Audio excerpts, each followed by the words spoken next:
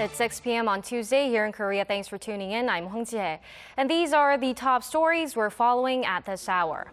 Ending days of marathon talks, the two Koreas reach an agreement to defuse tensions on the peninsula, with Seoul turning off its loudspeakers and Pyongyang expressing regret over the DMZ landmine blasts. And the two sides also agreed to hold reunions for families separated by the Korean War during the Chuseok holiday next month.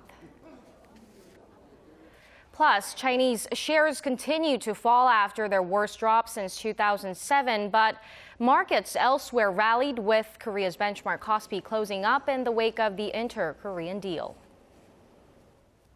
Now, after more than 40 hours of negotiations at the truce village of Panmunjom, the two Koreas struck a deal early today to defuse tensions prompted by Pyongyang's recent landmine attack in the DMZ. Our Choi You-sun starts us off. Ending 3 days of high-level marathon talks, the two Koreas reached a compromise on their bone of contention. North Korea expressed regret over the recent landmine blast on the south side of the DMZ that injured South Korean soldiers. On the condition that such incidents do not occur again, South Korea has agreed to stop its anti-Pyongyang broadcasts starting noon on August 25th. Pyongyang has also agreed to lift its quasi-state of war imposed after the two Koreas' exchange of artillery fire amid heightened tensions. In non-military areas, South and North Korea will seek to improve relations at a meeting of their officials either in Seoul or Pyongyang in the near future.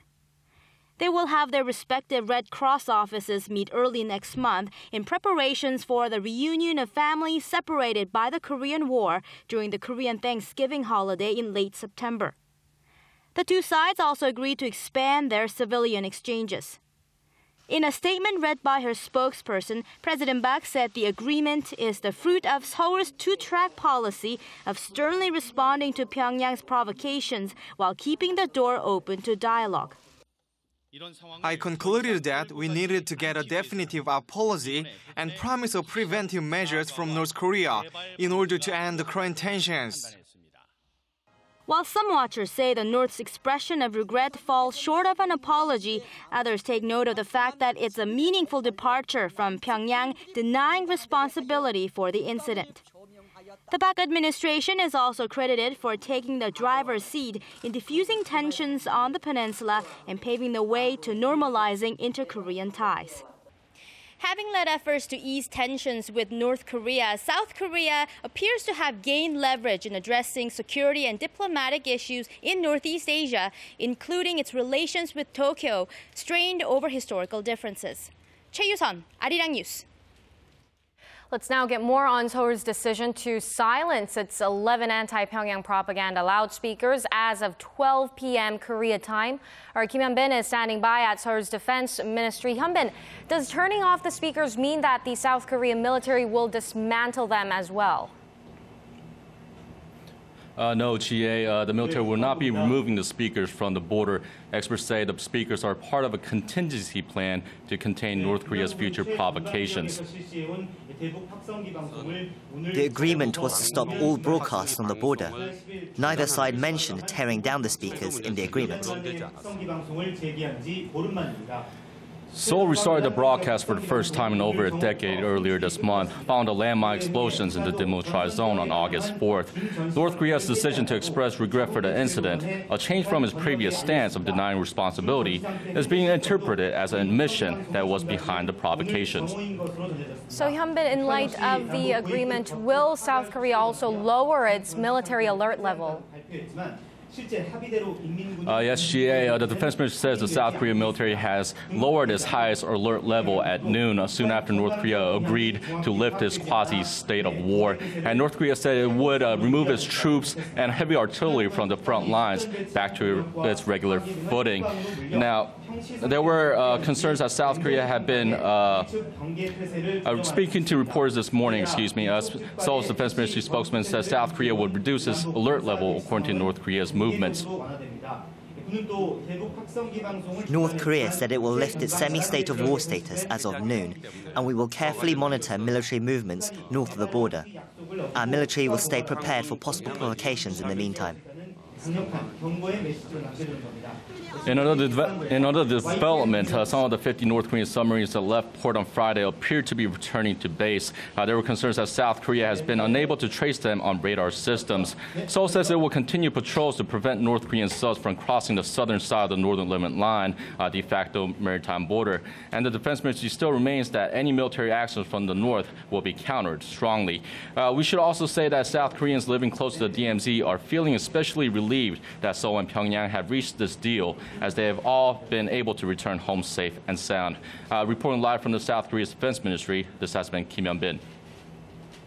Thanks for that report, Hyun-bin. And now let's go over to our Unification Ministry correspondent, Hwang Sung-hee, to get a glimpse of how the overall atmosphere was like when the high-level talks were being held. Sung-hee, do we have more information about that?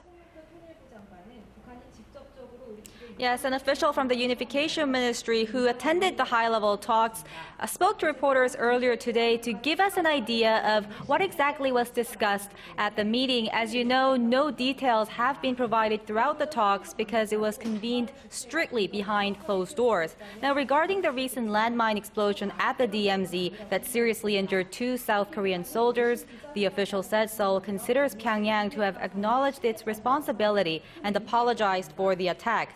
He noted that although North Korea did not give a clear apology, it is the first time that the regime expressed regret for its attack in an official agreement with Seoul.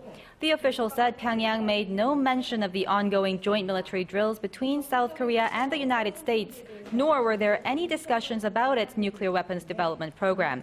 However, North Korea did try to link the resumption of South Korean tours to its Mount Kumgang resorts, which were suspended back in 2008, with reunions for war-separated families. The official said that Seoul made it clear to Pyongyang that the 2 issues should be dealt with separately. And Sung-hee, the talks lasted for over 3 days on the South Korean side of the border village of Panmunjom. How was the North Korean delegation accommodated? Well, the official said that it was the first time for North Korea's chief delegate Hwang Byung-seo to have visited South Korea's side of Panmunjom, which is interesting to note. Now, as for how well they were accommodated, well, it seems to have been sleepless nights for both delegations. The official said there are actually no rooms with beds in the South Korean building, which means the delegates probably had to make do on couches.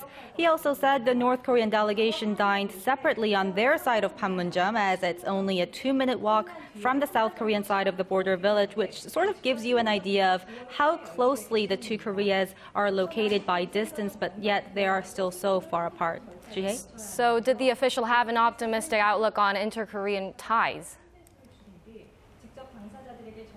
Well, he was cautious about making any predictions. He said it was neither optimistic nor pessimistic, but he did note that the high-level talks, the agreement from the high-level talks is a new start for the Korea, since high-ranking officials from both sides showed a willingness to improve relations and expressed high hopes for more inter-Korean dialogue down the road. This has been Hwang Sung-hee reporting live from South Korea's Unification Ministry. Thanks, Sung-hee. We appreciate that. And now moving on to the political arena. South Korea's rival parties were unified in their praise of the breakthrough deal, hoping that it represents an opportunity to dispel tensions on the Korean Peninsula. Park Ji-won has more. The ruling Saenuri Party welcomed the agreement, crediting President Park Geun-hye for adhering to her principles and also heaping praise on South Korea's top security advisor Kim Kwan-jin and Unification Minister Hong Yong-pyo for exercising patience throughout the talks. The party expressed hopes that the 2 Koreas would soon agree to hold inter-Korean talks and resume reunions of separate families from the Korean War. But the ruling party did stress that the agreement will be meaningless unless it's fully implemented. What happens from this point on is very important. Each promise is empty unless it's implemented. South and North Korea should put the agreement into action with sincerity to turn the corner on relations and work towards peace and unification on the Korean Peninsula. The main opposition New Politics Alliance for Democracy also welcomed the deal, saying it was meaningful because the 2 Koreas managed to resolve the situation through dialogue. The NPAD reserved special praise for the government for easing tensions on the peninsula and receiving an expression of regret from the north. We wish for the two Koreas to implement the agreement and improve inter-Korean relations in a constructive way. We will fully cooperate with the government's efforts to reconcile and establish peace on the Korean Peninsula, to build South Korea's future, and achieve peace and prosperity in East Asia. But the opposition party pointed out that South Korea's chief negotiator and top security advisor Kim Kwan-jin's briefing on early Tuesday was a bit of an exaggeration by saying that North Korea apologized over the matter, while the actual agreement stated that North Korea expressed regret over the landmine explosion. In response to the criticism, South Korean government officials claimed that an expression of regret in diplomatic terms generally means an apology and that Pyongyang's usage of the term regret is extremely rare. Officials added that given Pyongyang's initial denial of responsibility for the landmine attack, the North's expression of regret can be considered an actual apology. Park Ji-won, Arirang News. Top North Korean official Choi You-sun will be representing Pyongyang at events marking the end of World War II in China next month. Chinese Vice Foreign Minister Tang Ming on Tuesday announced a list of foreign guests who will be in Beijing on September 3rd. The visit would mark the first in more than 2 years for Choi, the secretary of the Central Committee of the Workers' Party, who's considered third in command. There had been speculation that North Korean leader Kim Jong-un would attend events, raising the possibility of an encounter with South Korean President Park Geun-hye. President Park is among world leaders who will be in Beijing. However, whether she will be attending the military parade has yet to be confirmed.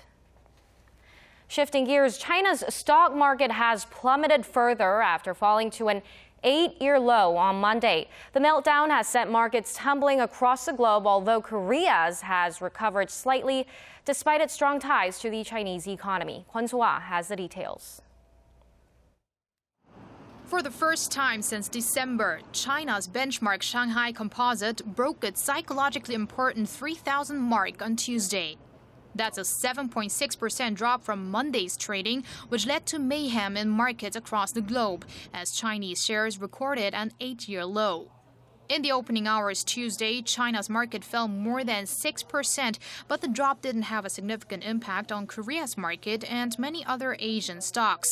And despite massive dips on Wall Street and some European markets, Korea's market closed higher. The benchmark Korean stock index rose nearly 1% from the day before, and the tech-heavy Kosdaq increased by more than 5%. Financial Services Commission Chief Im Jong-yong said an agreement reached by the two Koreas to ease tensions eliminated one of the risk factors in the domestic stock market. But experts say an ease of tensions may not be enough to stabilize the market, considering China's stock meltdown and fluctuations in other Asian markets throughout the day. With the Park's administration's different approaches in North Korean policies, there are some hopes they'll have positive effects on Korea's stock market. But looking at it from a more macroeconomic view, it's difficult to say that things are recovering, as Korea and China's markets are too closely connected. And Bloomberg said it's China's economic policies influencing Korea's stock market, not Kim Jong-un's temper. Seeing the significance, the Korean government formed a special group of experts who met Tuesday to assess the effects of the China risk on Korea's economy. Kwon So-ah, Arirang News. Korea's new health minister was confirmed by the National Assembly this morning. Orthopedic surgeon and former head of Seoul National University in Bundang, Jung Jin-yeop, is now waiting to be formally appointed by President Park Geun-hye. That's expected to happen as early as this afternoon. After concluding the confirmation process, ruling Saenuri Party lawmakers said they're expecting the nominee to use his expertise to improve the public health management system. The main opposition New Politics Alliance for Democracy expressed concerns over Jung's lack of experience in the area of public welfare. A heavy rainstorm watch has been issued for the southern parts of the country as Typhoon Goni heads for the Korean Peninsula. The Korea Meteorological Administration forecasts the typhoon will hit the southern cities of Seogwipo, Busan, and Ulsan today with winds of up to 50 kilometers per hour. The system could drop up to 200 millimeters of rain on Gyeongsang and Gangwon provinces through Wednesday morning. A typhoon warning has already been issued in the southern regions, halting the operation of all vessels in the area. Goni has already torn through the northern Philippines, leaving at least 15 people dead and several others missing.